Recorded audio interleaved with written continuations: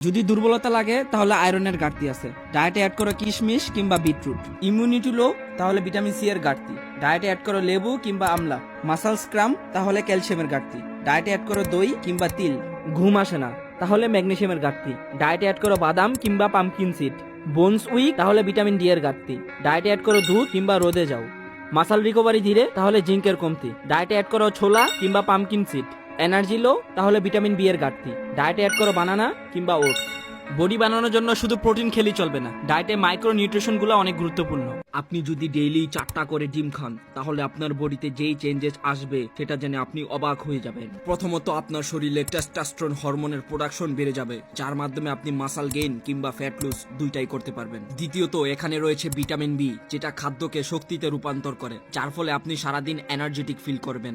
তৃতীয়ত ডিমে রয়েছে এইচডিএল অর্থাৎ হাই ডেনসিটি লাইপোপ্রোটিন, যেটা আপনার হৃদরোগের ঝুঁকি এড়াতে সাহায্য করবে। এখন প্রশ্ন হচ্ছে আপনি প্রতিদিন কয়টা করে ডিম খেতে পারবেন?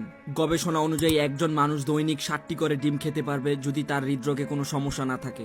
আর যাদের সমস্যা আছে তারা 2টার বেশি ডিম খেতে পারবেন না কুসুম সহ, তবে আপনি সাদা অংশ আনলিমিটেড খেতে পারবেন।